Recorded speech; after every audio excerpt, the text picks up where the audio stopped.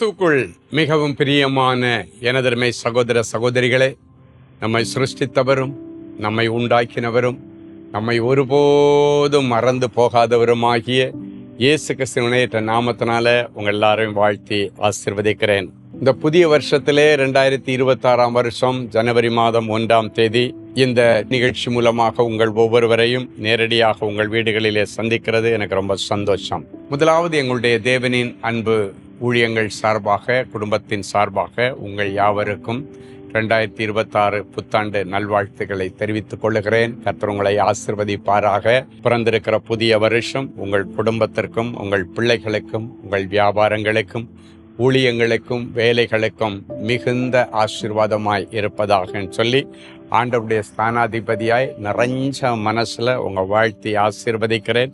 இந்த ஆசீர்வாதம் உங்கள் சிரசில் இருந்து இந்த வருஷம் முழுவதும் உங்களுக்கு நன்மையான ஈவுகளையும் பூரணமான வரங்களையும் செல்வங்களையும் கொடுத்து உங்களை ஆசீர்வதிப்பதாக சொல்லி மனதார ஆசீர்வதிக்கிறேன். கர்த்தர் நல்லவர், அவர் கிருபை என்றும் உள்ளது. புதிய வருஷத்துல புதிய தீர்மானங்களோடு, புதிய எதிர்பார்ப்புகளோடு அடியெடுத்து வச்சிருக்கிறீங்க. ரொம்ப சந்தோஷம். பரலோகமே உங்களை கவனித்து கொண்டிருக்கிற இந்த நேரத்திற்காய் ஆண்டவருக்கு நன்றி செலுத்துகிறேன். நான் விசுவாசிக்கிறேன், இந்த புதிய வருஷத்திற்குள்ளால நீங்கள் கடந்து வரும் பொழுது என் தெய்வம் இயேசு உங்களுடைய கரத்தை பிடித்து கடந்ததை நினைக்கவும் வேண்டாம், பூர்வமானதை சிந்திக்கவும் வேண்டாம், இதோ புதிய காரியத்தை புதிய வருஷத்துல நான் உனக்கு செய்கிறேன் மகளேன்னு சொல்லி, மகனேன்னு சொல்லி உங்களை கரம் பிடிச்சி கூட்டுட்டு வந்திருக்கிறாரு. கர்த்தரால் ஆசீர்வதிக்கப்பட்ட தேவ பிள்ளைகளே, இந்த புதிய வருஷத்திற்குள்ளே வாருங்கள் என்று ஆண்டவர் உங்களை விரும்பி உங்களை வரவேற்கிறதை என்னுடைய தரிசன கண்களில் பார்த்து நான் ஆண்டவருக்கு நன்றி செலுத்துகிறேன். புதிய வருஷத்திலே உங்களை வரவேற்று கொண்டு வந்திருக்கிறது ஒரு மனுஷன் அல்ல, இல்லைன்னா ஒரு அதிகாரி அல்ல, இல்லைன்னா ஒரு பெரிய பிரமுகர் அல்ல. இவர்களை எல்லாம் தன் கையிலே வைத்து அடக்கி ஆளுகிற என் தெய்வம் உங்களை இந்த புதிய வருஷத்திலே வரவேற்கிறார். ஆண்டவருடைய நாமம் மகிமைப்படுவதாக. சரி, எல்லாருடைய இருதயத்தில் இந்த புதிய வருஷத்தில் கர்த்தர் எனக்கு என்ன மங்கள வார்த்தை கொடுக்க போறாரோ, கர்த்தர் எனக்கு என்ன தீர்க்க தரிசன வார்த்தை வைத்திருக்கிறாரோ என்று ஆவலோடு எதிர்பார்த்து கொண்டிருக்கிற தேவனுடைய பிள்ளைகளை, இதோ உங்களுக்காக கர்த்தர் கொண்டு வருகிற மங்கள வார்த்தை. உபாகமத்தின் புஸ்தகம் 11ஆம் அதிகாரம் 11, 12 ஆகிய வசனங்கள் இப்படியாய் சொல்லுகிறது. நீங்கள் சுதந்திரிக்க போகிற தேசமோ மலைகளும் பள்ளத்தாக்குகளும் உள்ள தேசம். அது வானத்தின் மழை தண்ணீரை குடிக்கிற தேசம். அது உன் தேவனாகிய கர்த்தர் உன்னை விசாரிக்கிற தேசம். வருஷத்தின் தொடக்க முதல் முடிவு மட்டும் எப்பொழுதும் உன் தேவனாகிய கர்த்தரின் கண்கள் உன்மேல் வைக்கப்பட்டிருக்கும். இந்த வருஷத்தின் தொடக்க முதல் முடிவு வரைக்கும் உங்கள் தேவனாகிய கர்த்தருடைய கண்கள் உங்கள் மேல் வைக்கப்பட்டிருக்கும் என்று என் ஆண்டவர் உங்களோடு கூட பேசுகிறார். சரி, வருஷத்தின் தொடக்கம் 2026 வருஷத்தை இப்பதான் நம்ம தொடங்கி இருக்கிறோம்.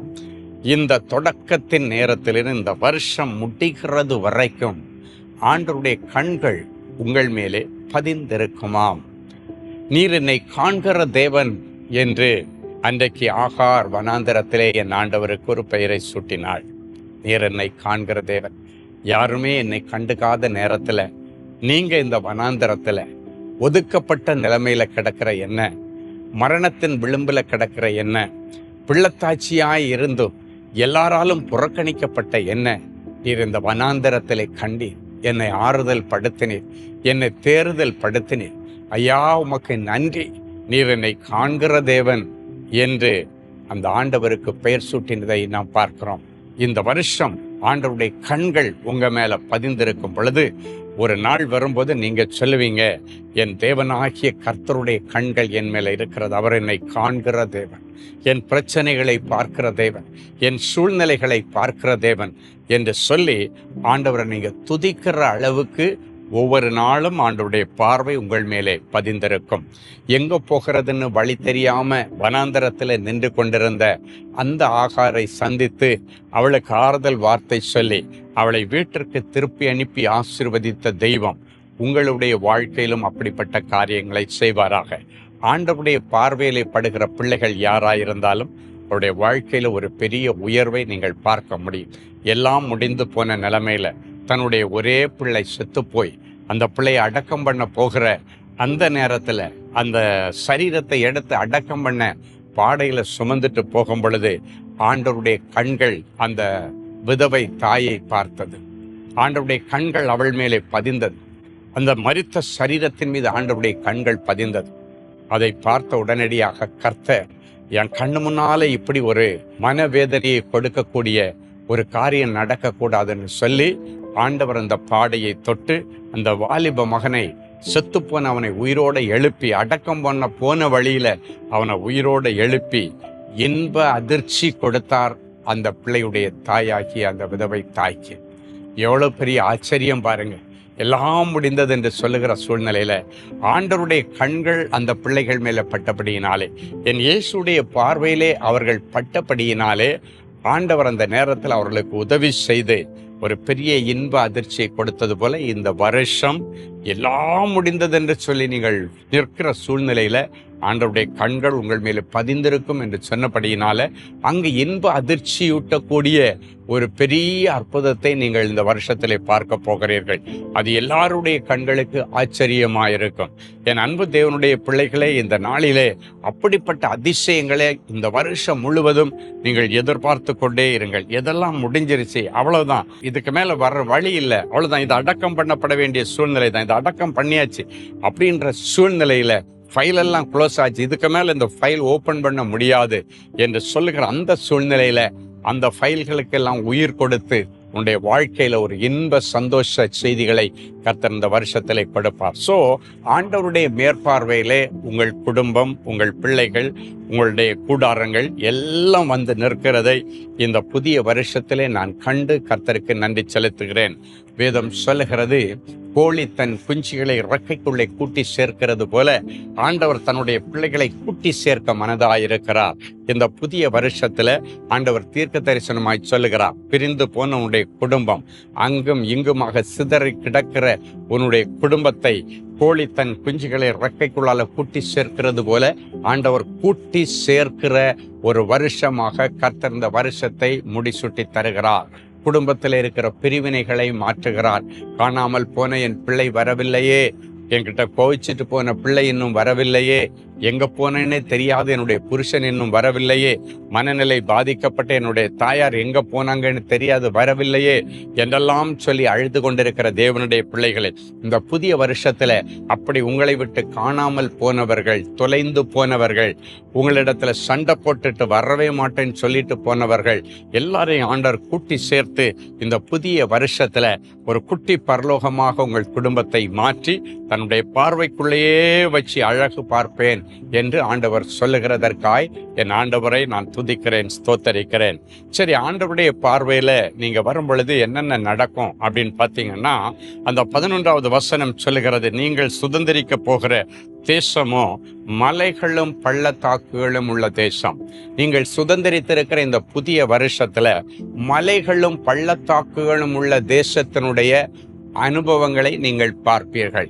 இது என்ன பிரதர், மலைகளும் பள்ளத்தாக்குகளும் உள்ள தேசம் அப்படின்னு சொல்லப்பட்டிருக்குன்னா, நீ குடியிருக்கிற தேசத்துல ஆண்டவர் மலைகளும் பள்ளத்தாக்கும் உள்ள ஒரு தேசமாக அந்த தேசத்தை, அந்த பட்டணத்தை உனக்கு மாற்றி தருவார். இந்த மலைகளும் பள்ளத்தாக்குகளும் எதற்கு அடையாளம் அப்படின்னு பார்த்தீங்கன்னா, இந்த மலைகளிலிருந்து தான் நதிகள் உருவாகிறது. இந்த மலைகளிலிருந்து தான் நீர் அப்படியே இறங்கி வருகிறதை பார்க்க முடியும்.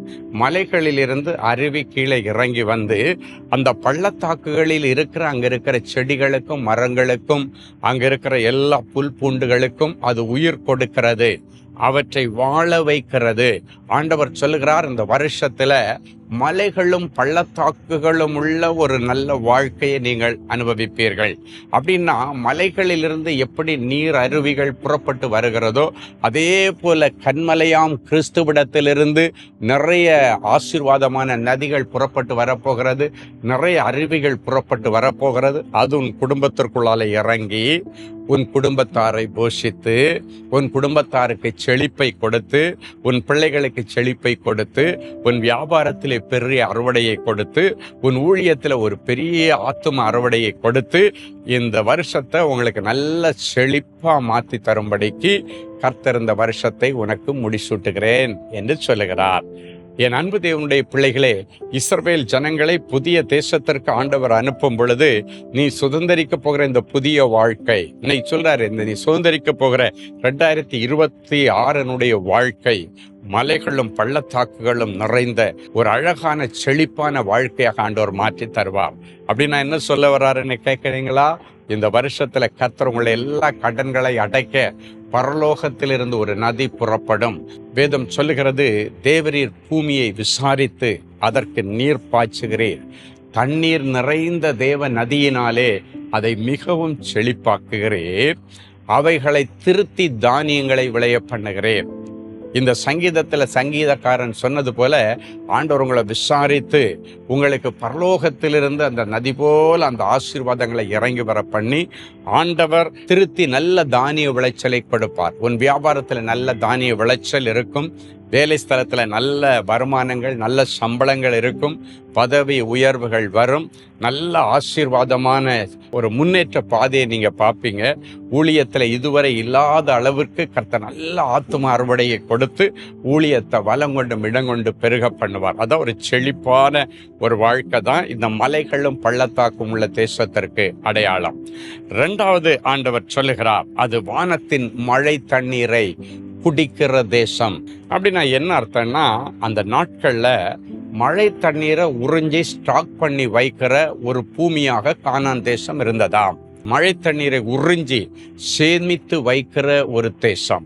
அது ஆசீர்வாதமாக அந்த புதிய தேசத்துல பிரவேசிக்கிற இஸ்ரவேல் ஜனங்களுக்கு ஆண்டவர் கொடுத்தது போல, இந்த வருஷத்துல மழை தண்ணீரை உறிஞ்சி சேகரித்து வைக்கிற அந்த வாழ்க்கை, ஆசீர்வாதமான செல்வங்களை சேகரித்து உறிஞ்சி ஸ்டாக் பண்ணி வைத்து பஞ்சகாலங்கள் வரும் பொழுதும் அதை மீட் அவுட் பண்ணக்கூடிய ஒரு பெரிய விளைச்சலை கர்த்தர் கொடுக்கிறது மாத்திரமல்ல, சேமிக்கிற கிருபை. மழை தண்ணீரை உறிஞ்சி வைக்கிறதுனா சேமிச்சு வைக்குது அப்படின்னு அர்த்தம். என் அன்பு தேவனுடைய பிள்ளைகளை, இவ்வளவு வருஷமும் எனக்கு எந்த சேமிப்பும் இல்லை, என்னால் ஒரு சென்ட் இடத்தை வாங்க முடியலை, ஒரு 6 அடி மண் என்னால் வாங்க முடியலை என்றெல்லாம் சொல்லுகிற பிள்ளைகளுக்கு ஆண்டவர் தீர்க்க தரிசனமாய் சொல்கிற இந்த புதிய வருஷத்துல ஆண்டவருடைய கிருபையினால அரசு முத்திரையிடப்பட்ட பத்திரங்கள் உங்கள் வீடுகளுக்குள்ளால வரும். ஆண்டவர் உங்களுக்கு நல்ல செல்வங்களை சேர்க்க, நல்ல வீடு வாசலை கட்ட கர்த்தர் உதவி செய்வார்.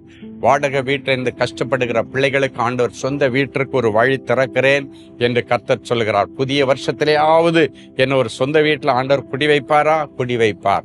புதிய வருஷத்திலேயாவது என்னுடைய கடன்கள் அடையுமா? அடையும். கர்த்தர் சொல்கிறார், உறிஞ்சி சேமித்து வைக்கிற ஒரு ஆசீர்வாதம், சேகரித்து வைக்கிற ஒரு ஆசீர்வாதம். அப்படின்னா இதுவரைக்கும் உங்க வருமானங்கள் எல்லாம் பொத்தல் பையில போடப்பட்ட நாணயம் மாதிரி அங்க இங்க சதறி போயிட்டே இருந்துச்சு, ஒன்றும் மிஞ்சலை. ஆண்டவர் சொல்றார், இன்னைக்கு பிறகு உங்களுடைய வருமானங்கள் எல்லாம் பொத்தல் பையில போடப்பட்ட நாணயங்கள் மாதிரி இருக்கு. இன்னைக்கு அந்த பொத்தல் பைகளை எல்லாம் ஆண்டவர் மூடி, இதுக்கு மேல 1 பைசா வீணாகாதபடிக்கு மருத்துவ செலவு என்கிற விதத்திலேயோ, தேவையில்லாத இழப்புகள் என்கிற விதத்திலேயோ, நஷ்டங்கள் என்கிற இழப்பிலேயோ, இல்லைன்னாச்சுன்னா வட்டி கடன் என்கிற இழப்பிலேயோ எங்கேயும் போய் எதுவும் சிதறாதபடிக்கு இனி அதை சேமிக்கிற, உறிஞ்சி குடித்து வைக்கிற தேசம், மழை தண்ணீரை உறிஞ்சி குடிக்கிற தேசம். அப்படின்னா உறிஞ்சி சேமித்து வைக்கிற ஒரு வாழ்க்கை. ஆண்டவருடைய சமூகத்திலிருந்து அதை மிச்சம் பிடிச்சு, 4 காசு மிச்சம் பிடிச்சு வீடு வாசல் தோட்டம் துறவுகளோட செட்டில் ஆகிற ஒரு வாழ்க்கையை கர்த்தர் இந்த நாளிலே உங்களுக்கு தருவேன் என்று இந்த வசனத்தின் மூலமாக கர்த்தர் உங்களுக்கு ஒரு வாக்குறுதி கொடுக்கிறார். ஒருவேளை இவ்வளவு நாள் நீங்க சொல்லியிருக்கலாம், எனக்கு குடியிருக்க ஒரு வீடு இல்லை, நான் வாடகை கூட கொடுக்க முடியாம கஷ்டப்படுறேன். ஆண்டவர்கிட்ட கேளுங்க, ஆண்டவரே இந்த வசனத்தின்படி மழை தண்ணீரை உறிஞ்சி குடிச்சு வைக்கிற, அப்படியே சேமித்து வைக்கிற ஒரு ஆசீர்வாதத்தை சேமித்து வைக்கிற, 4 காசை சேமிச்சு வைக்கிற, உறிஞ்சி அதை பக்குவமாக சேகரிக்கிற ஒரு கிருபையை எனக்கு என்னுடைய வேலையில, ஊழியத்துல, தொழில தாங்கன்னு சொல்லி நீங்க கேளுங்க. நீங்க எதுக்கு இந்த வசனங்கள் ஆண்டவர் சொல்றாருன்னா, ஆண்டவரே இந்த வசனத்தின்படி எனக்கு ஆகட்டும் ஆகட்டும்னு நீங்க சொல்லிட்டே வாங்க. இந்த வருஷத்துல இவைகள் எல்லாம் நடக்கும். காரணம் என்னன்னா, இந்த வருஷம் முழுவதும் தொடக்கம் முதல் முடிவு வரைக்கும் ஆண்டவருடைய கண்கள் உண்மையிலே பதிந்திருக்கும். என் அன்பு தேவனுடைய பிள்ளைகளை, கடங்காரன் உன் வீட்டுல வந்து நின்று கத்தினதை ஆண்டவர் பார்த்து விட்டார். கடங்காரர் ரோட்ல நின்று கத்தி உன்னை கேவலப்படுத்தினது ஆண்டவருடைய கண்கள் பார்க்கிறது. எனவே அதிலிருந்து ஒரு விமோச்சனத்தை கொடுக்கும்படிக்கு நீ உன் கைகளின் பிரயாசத்தை சாப்பிட, நீ கையிட்டு செய்கிற தொழிலில், நீ கையிட்டு செய்கிற வேலையில பரலோகம் உனக்கு ஆசீர்வாதமான மழையை ஊற்றி இனி நீ கடன் வாங்காதபடிக்கு அநேக ஜாதிகளுக்கு கடன் கொடுக்கும்படி இந்த வருஷத்துல உன் வீட்டிலே ஆசீர்வாத மழை பெய்யும், உன்னுடைய தொழிலிலே ஆசீர்வாதமான மழை பெய்யும், உன் ஊழியத்திலே ஆசீர்வாதமான மழை பெய்யும். நீ எல்லாருக்கும் முன்பாக தலை குனிஞ்சு நின்னதுக்கு பதிலாக நீ தலை நிமிர்ந்து வாழுகிற ஒரு கிருபையை கர்த்தர் உனக்கு தருவேன் என்று வாக்குறுதி கொடுக்கிறதற்காய் நான் ஆண்டவருக்கு நன்றி செலுத்துகிறேன். அடுத்து, அது உன் தேவனாகிய கர்த்தர் உன்னை விசாரிக்கிற தேசம். அப்படின்னா ஆண்டவருடைய கண்கள் உன் மேல பதிஞ்சிருச்சுனாலே உன் பிரச்சனைகளை டெய்லி ஆண்டவர் விசாரிப்பா. உன் பிரச்சனைகளை குறித்து ஆண்டவர் உங்ககிட்ட டிஸ்கஸ் பண்ணி, இதை இப்படி செய் மகனே, இந்த பிரச்சனையிலிருந்து வெளியே வர்றதுக்கு இதுதான் தீர்வு என்றெல்லாம் சொல்லி ஆண்டவரோட பேசுகிற, நடக்கிற, ஆண்டவருடைய சத்தத்தை கேட்கிற ஒரு ஆவிக்குரிய வாழ்க்கை இந்த 2026 கர்த்தர் உனக்கு கொடுக்க போகிறார். அதற்கு உன்னுடைய ஒத்துழைப்பை எதிர்பார்க்கிறார். மேலே சொன்ன எல்லா ஆசீர்வாதங்களும் உனக்கு கிடைக்கும். அதுக்கு நீ என்ன பண்ணணும்? ஆண்டவர் உன்னை விசாரிக்கிற நேரத்துல நீ தேவனுடைய ராஜ்யத்திற்கும் நீதிக்கும் ஏற்றத்தை தேடணும். ஆண்டவர் உன்கிட்ட கேட்பாரு, என் மகனே இப்படி இருக்கா அப்படின்னா சொன்னா, நீங்க முதல்ல ஆண்டவரிடத்துல இந்த வருஷம் கேட்க வேண்டியது, ஆண்டவரே என்னை ஒரு பரிசுத்தவானாய் மாற்றும், பரிசுத்தவாட்டியாய் மாற்றும், உம்முடைய பிரியமானதை செய்ய எனக்கு கற்றுத்தாரும், உம்மோடு நடக்கிற கிருபையை தாரும், உம்மை விட்டு அகன்று போகாத ஒரு கிருபையை தாரும். எந்த உலகத்தின் ஆசைகளுக்காக, செல்வங்களுக்காக, பொன்னான மாணிக்கமாகிய உம்மை நான் விட்டுவிடாதபடிக்கு என்னுடைய இருதயத்தில் ஒரு நிரந்தரமான ஒரு தீர்மானத்தை இந்த புதிய வருஷத்துல நான் எடுக்கிறேன். அதை கடைசி வரை காத்துக்கொள்ள எனக்கு உதவி செய்யுங்கன்னு இந்த புதிய வருஷத்துல இந்த நிகழ்ச்சி மூலமா நீங்க கேளுங்க. ஆண்டவரே, என்னை விசாரிக்கிற நேரத்துல எல்லாம் நான் உங்ககிட்ட சொல்லணும், ஆண்டவரே எனக்கு ஒரு புதிய இருதயத்தை தாரும், புதிய சிந்தனையை தாரும், புதிய கண்களை தாரும், புதிய பார்வையை தாரும். ஆண்டவரே, இந்த வருஷத்துல நீங்க என்ன விசாரிக்கிற நேரத்துல என்னுடைய ஆவிக்குரிய வாழ்க்கையிலும் என்னுடைய உலக வாழ்க்கையிலும் ஒரு குறையும் இல்லைன்னு சொல்லத்தக்கதாக என்னை ஆசீர்வதியும் என்று இன்றைக்கு நீங்கள் ஒப்பு கொடுத்து ஜெபம் பண்ணுங்கள். வேதம் சொல்லுகிறது, உன் வாசஸ்தலத்தை குறித்து இனி விசாரிக்கும் போது குறைவை காண மாட்டாய். உன் குடும்பத்தை குறித்து, பிள்ளைகளை குறித்து ஆண்டவர் விசாரிக்கும் பொழுது என்னை குறைவில்லாதபடிக்கு எல்லா காரியத்தையும் கர்த்தர் நிறைவாக்குவார். ஆண்டவர் விசாரிக்கும் போது நீங்களே சொல்லிங்க, ஆண்டவரே நீங்கள் எங்களை நல்லா வச்சிருக்கிறீங்க, பிள்ளைகளை நல்லா வச்சிருக்கிறீங்க. இந்த புதிய வருஷத்துல உங்க பிள்ளைகளை ஆண்டவர் விசாரிச்சு அவங்களுடைய எல்லா தீய நண்பர்களிடத்திலிருந்து அவர்களை விடுதலையாக்குகிறார்.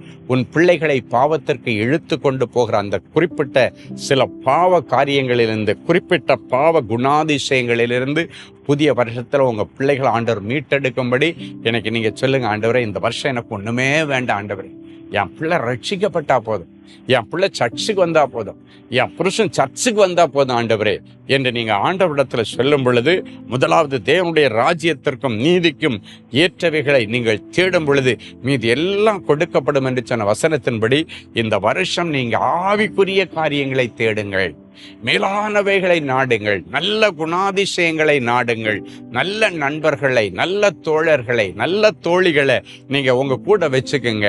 உங்களை யாராவது துர்க்குணத்திலே நடத்துவதற்கு ஏதுவான ஏதாவது காரியம் உள்ளத்துல கண்டிங்கன்னா அவர்களை விட்டு விலகி ஓடுங்கள் என்று கர்த்தர் சொல்லுகிறார்.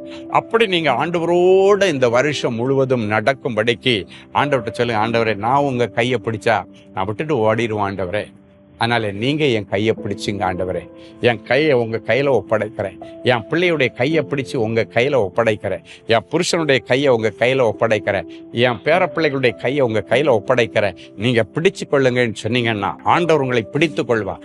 நீங்களும் அவரை உறுதியாய் பற்றி பிடித்து கொள்ளுங்கள். வேதம் சொல்லுகிறது, உம்மை உறுதியாய் பற்றி பிடிக்கிற மனதை உடையவன் உம்மையே நம்பி இருந்தால் பூரண சமாதானம் என்று சொன்னீரே. அந்த வசனத்தின்படி ஆண்டவரை பூரண சமாதானத்தை என் பிள்ளைகளுக்கு தாரும் என்று நீங்கள் செபிக்கும் பொழுது கர்த்தர் மகிமையான காரியங்களை உங்கள் வாழ்க்கையில செய்வார். புதிய வருஷத்துல எல்லாவற்றிலும் ஒரு பூரண சமாதானம், பூரண ஆயுசு, பூரண செல்வங்கள், பூரண அபிஷேகம், எல்லாவற்றிலும் ஒரு பரிபூரணத்தை, ஒரு முழுமையை கர்த்தர் இந்த வருஷத்திலே உங்களுக்கு தருவாராகன்னு சொல்லி நிறைஞ்ச மனசுல நான் ஆசீர்வதிக்கிறேன். அவர் உங்களை விசாரிக்கும் பொழுது, உங்க பிள்ளைகளை குறித்து அவர் விசாரிக்கும் பொழுது பிள்ளைகளை குறித்த காரியத்தை ஆண்டவரிடத்துல பேசுங்க. ஆண்டவரே, என் பிள்ளைக்கு இத்தனை வயசாச்சு, இன்னும் வேலை கிடைக்கல, இத்தனை முறை எக்ஸாம் எழுதிட்டா, இன்னும் கவர்மெண்ட் ஜாப் கிடைக்கல, பேங்க் ஜாப் கிடைக்கல, ரயில்வே ஜாப் கிடைக்கல, இத்தனை வருஷம் என் பிள்ளை இன்டர்வியூ அட்டன் பண்ணிட்டான் வெளி தேசத்துக்கு போறதுக்கு, இன்னும் வழி திறக்கல.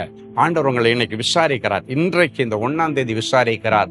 ஒவ்வொரு பிள்ளைகளை குறித்து விசாரிக்கிறார். ஒவ்வொரு பிள்ளைகளுக்கும் இன்றைக்கு என்ன அத்தியாவசியம் அதை ஆண்டவரிடத்துல தெளிவாய் பேசுங்கள். ஆண்டவரிடத்துல சொல்லுங்க, ஆண்டவரே, என்னுடைய மூத்த பிள்ளைக்கு இந்த பிரச்சனை, 2வது பிள்ளைக்கு இந்த பிரச்சனை, 3வது பிள்ளைக்கு இந்த பிரச்சனை, என் பேர பிள்ளைக்கு இந்த பிரச்சனை, என் புருஷனுக்கு இந்த பிரச்சனை, மனைவிக்கு இந்த பிரச்சனை. அவர் இன்றைக்கு உங்களை விசாரிக்கிறார். ஆண்டவர் விசாரிக்கும் பொழுது இந்த செய்தி முடிஞ்ச உடனே கொஞ்ச நேரம் அப்படியே உட்காருங்க. ஆண்டவர் உங்க ஒவ்வொருவரை குறித்து விசாரிக்கும் பொழுது அவருடைய சமூகத்தில் உங்களுடைய பிள்ளைகளுடைய காரியங்களை குறித்து பேசுங்கள். அவருடைய ஆவிக்குரிய காரியத்தை குறித்து பேசுங்கள். ஆவிக்குரிய வாழ்க்கையில நீங்க எப்படி இருக்கின்றதை நீங்க பேசுங்க. கர்த்தருடைய கரம் இந்த வருஷம் முழுவதும் உங்களோடு இருந்து பெரிய காரியங்களை செய்யும். அது எல்லாருடைய கண்களுக்கு ஆச்சரியமாயிருக்கும் என்று கர்த்தர் சொல்லுகிறார். என் பிள்ளைக்கு இன்னும் கல்யாணம் நடக்கல ஆண்டவரே, என் பிள்ளைக்கு இன்னும் ஒரு குழந்தை பாக்கியம் இல்லை ஆண்டவரே, என் பிள்ளைக்கு இன்னும் சொந்த ஒரு வீடு இல்லை ஆண்டவர். இவை எல்லாவற்றையும் இன்றைக்கு ஆண்டவர் விசாரிக்கிற இந்த நேரத்தில் ஆண்டவரிடத்துல ஒப்பு கொடுங்க. கர்த்தர் பெரிய காரியங்களை செய்வாராக. இந்த வருஷ கடைசியில நீங்க நிறைய சாட்சி சொல்ல போறீங்க. என்னுடைய வாழ்க்கையில 1ஆம் தேதி ஸ்டீஃபன் ஐயா மூலமாக கர்த்தர் பேசின எல்லா காரியங்களும் என் வாழ்க்கையில நிறைவேறிச்சுன்னு சொல்லத்தக்கதாக ஒரு அற்புதத்தை நீங்கள் காண்பீர்கள். சரி, ஒரு நல்ல சாட்சியோடு கூட இந்த நாள் செய்தியை நான் முடிக்க விரும்புகிறேன். Brother Narasimhan from Ranipet. கர்த்தருக்கு ஸ்தோத்திரம். நான் அன்பரின் பாதத்தில் ஒரு நாள் உபவாச கூடுகையில் ஒவ்வொரு மாதமும் கலந்து கொண்டு என்னுடைய ஜெப விண்ணப்பங்களுக்காக சகோதரர் ஸ்டீஃபன் அவர்கள் ஜெபிக்கும் போது அவருடன் இணைந்து ஜெபிப்பேன். ஆகஸ்ட் மாதம் 2ஆம் தேதி 2025 வருஷம் அன்று நடந்த அன்பரின் பாதத்தில் ஒரு நாள் உபவாச கூடுகையில் சகோதரர் ஸ்டீஃபன் அவர்கள் சொன்ன தீர்க்க தரிசன வார்த்தையை கர்த்தர் எங்களுடைய குடும்பத்தில் அப்படியே நிறைவேற்றினார். எங்கள் குடும்பத்திலே நடக்க வேண்டிய எல்லா காரியங்களையும் கர்த்தரே வந்து நின்று செய்தார். அவர் நின்று செய்தது மட்டுமல்ல, அவர் கையில் எடுத்து இதை யாரு நின்று செய்வாங்க அப்படின்னு சொல்லி நான் யோசிக்கும் பொழுது, இதை யாரு எடுத்து செய்வாங்கன்னு யோசிக்கும் பொழுது கர்த்தரே அதை எடுத்து செய்தார். மனுஷர் கண்களில் தயவு கொடுத்து அதை எடுத்து செய்தார். அது மட்டுமல்ல, அதற்கான தேவைகளை எல்லாம் சந்திக்கும்படி கொடுத்து செய்தார். நின்று செய்தார், எடுத்து செய்தார், கொடுத்து செய்தார் என்று அந்த சகோதரன் சொன்ன சாட்சியின்படி இந்த வருஷத்துல உன் குடும்பத்துல ஆண்டவர் வந்து நின்று செய்ய வேண்டிய செயல்களை செய்வார். எடுத்து செய்வார். எடுத்து செய்ய ஆள் இல்லை அப்படின்னு சொல்லுகிற அந்த நேரத்துல எந்த காரியமா இருந்தாலும் சரி, பிள்ளைகளுடைய திருமணமோ, பிள்ளைகளை சேர்த்து வைக்கிற விஷயமோ, இல்லைன்னா பிள்ளைகளுடைய சுப காரியங்களோ, இல்லைன்னா சின்ன வெளி தேசத்துக்கு போகிற காரியங்களோ, ஆண்டவர் அதை எடுத்து செய்வார். 3வது, அவர் கொடுத்து செய்வார். இந்த வருஷம் உனக்கு எப்பப்ப எந்த இடத்துல ஆண்டவருடைய உதவி தேவைப்படுகிறதோ, அது பணமா இருக்கலாம், இன்ஃப்ளூயன்ஸா இருக்கலாம், ஆலோசனையா இருக்கலாம், அவற்றை கொடுத்து செய்வார். ஆண்டவர் நின்று செய்வார், எடுத்து செய்வார், கொடுத்து செய்வார். இந்த 3 வார்த்தைகளை பிடித்துக் கொள்ளுங்கள். இந்த வருஷ கடைசியில நீங்க நிறைய சாட்சிகளை சொல்லுவீர்கள். கண்களை மூடி ஜெபிக்கலாம். அன்பான ஆண்டவரே, உமக்கு நன்றி. இந்த 2026 வருஷத்தின் முதல் நாள் ஊழியத்திற்காக முதல்ல நான் உங்களுக்கு நன்றி செலுத்துகிறேன். இந்த ஜனங்களை ஆசீர்வதிக்கிறது தான் 2026 வருஷம் எனக்கு கொடுத்த முதல் ஊழியம். இந்த ஊழியத்தை கர்த்தர் கனப்படுத்தி நீர் இந்த பிள்ளைகளுக்கு சொன்ன வாக்குறுதிகளை எல்லாம் நிறைவேற்றி விட்டீர் என்று முழு நிச்சயமாய் நம்பி உமக்கு நன்றி என்று சொல்லுகிறோம். இந்த வருஷம் 365 நாட்களும் என் பிள்ளைகளுடைய பிரச்சனைகளின் மத்தியிலே நீர் நின்று செய்ய போகிற அற்புதங்களுக்காய் ஸ்தோத்திரம்.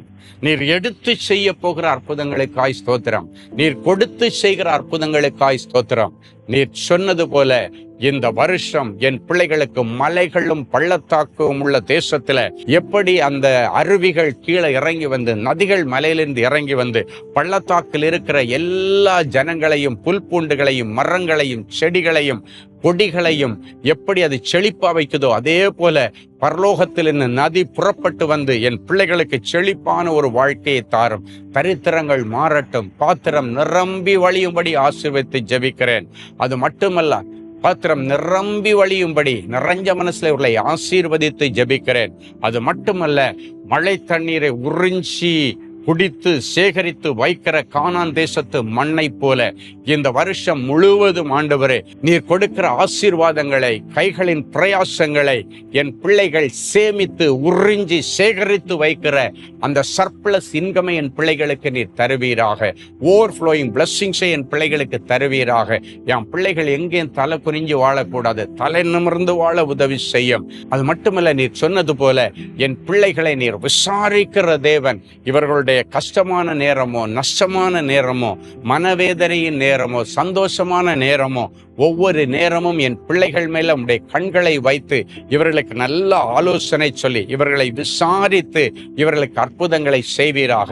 எந்த நிமிஷம் என்ன அற்புதம் யாருக்கு தேவை, பிள்ளைக்கா, அப்பாவுக்கா, அம்மாவுக்கா, பேர பிள்ளைகளுக்கா, மருமக்களுக்கா, ஆண்டவர் விசாரித்து அப்பப்போ அவர்களுக்கு அதிசயங்களை செய்வீராக. அவங்களுடைய பிரச்சனைகளுக்கு முடிவை கொண்டு வருவீராக.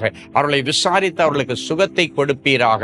38 வருஷம் பெதஸ்தா குளத்தண்டையிலே கிடந்தவனை நேரடியாய் விசாரித்து 38 வருஷ வியாதிக்கு விடுதலையை கொடுத்து அவனை வீட்டிற்கு சுகத்தோடு அனுப்பின தேவனே, இன்றைக்கு இவர்கள் என்ன வியாதிகளோடு புதிய வருஷத்திற்குள்ளால அடியெடுத்து வைத்திருந்தாலும், அது எத்தனை வருஷ வியாதியா இருந்தாலும், இன்றைக்கு என் பிள்ளைகளை நீர் விசாரியும். ஒரு பெதஸ்தாக்குள்ள அனுபவம் என் பிள்ளைகளுக்கு கிடைக்கட்டும். அவனை நீர் சந்தித்து அவனை விசாரிச்சு சுகமாக வேண்டும் என்று விரும்புகிறாயா என்று விசாரித்து கேட்டு அற்புதம் செய்தது போல என் பிள்ளைகளையும் இன்றைக்கு விசாரித்து அவருடைய எல்லா கொள்ளை நோய்களில் இருந்து என் பிள்ளைகளுக்கு தெய்வீக விடுதலையை கொடுத்து என் பிள்ளைகளை இந்த வருஷத்துல நோய் நொடி இல்லாம நீர் காத்துக்கொள்ளும். தீர்க்காயுசை கொடுப்பீராக. இந்த 2026 காண உதவி செய்த ஆண்டவர் வெற்றிகரமாக 2026 முடிச்சு 2027 போகக்கூடிய ஆசீர்வாதங்களையும் இந்த நிகழ்ச்சியை பார்க்கிற ஒவ்வொரு பிள்ளைகள் மேல வைத்து மனதார ஆசீர்வதிக்கிறேன். அவர்கள் சந்தித்துக் கொண்டிருக்கிற கோர்ட்டு கேசுகளுக்கு எல்லாம் இன்றைக்கு முடிவு வரட்டும். என்னென்ன காரியங்களை தன் இருதயத்தில் யோசித்துக் கொண்டிருக்கிறார்களோ அது ஆவிக்குரிய ஆசீர்வாதமோ, உலக ஆசீர்வாதமோ, கற்பத்தின் கனிகளோ எல்லாம் என் பிள்ளைகளுக்கு கிடைக்கட்டும். இந்த வருஷம் என் பிள்ளைகளுடைய தடைப்பட்டிருக்கிற திருமண காரியங்கள் நடப்பதாக. இந்த வருஷத்துல என் பிள்ளைகளுக்கு அடைக்கப்பட்ட கற்பங்கள் திறக்கப்படுவதாக. வெளி தேசத்து வாசல்கள் திறக்கப்படுவதாக. அரசு வேலைகளுக்கான வழிகள் திறக்கப்படுவதாக. மனம் திரும்புதலின் வழிகள் திறக்கப்படுவதாக. நம்முடைய கரத்தை பிடித்துக் கொண்டு இந்த வருஷம் முழுவதும் சந்தோஷமாய் உலகத்தை அனுபவிக்க, ஆவிக்குரிய மண்டலத்தில் ஜொலிக்க என் பிள்ளைகளை ஆசீர்வதிக்கிறேன். அப்படியே செய்கிறதற்காய் ஸ்தோத்திரம். இயேசுவின் மூலம் பிதாவே, ஆமென். அன்பு தேவனுடைய பிள்ளைகளே, இந்நிகழ்ச்சியின் மூலம் நீங்கள் பெற்றுக்கொண்ட ஆசீர்வாதங்களையும் உங்கள் ஜெப விண்ணப்பங்களையும் அனுப்ப வேண்டிய முகவரி: தேவனின் அன்பு ஊழியங்கள், Vinayak avenue, OMR road, Okkiyam, Thoraipakkam, Chennai 600097. மேலும் 24 மணி நேர ஜெப உதவிக்கு 04424547999 மற்றும் 9941150999 என்ற எண்களுக்கு தொடர்பு கொள்ளுங்கள்.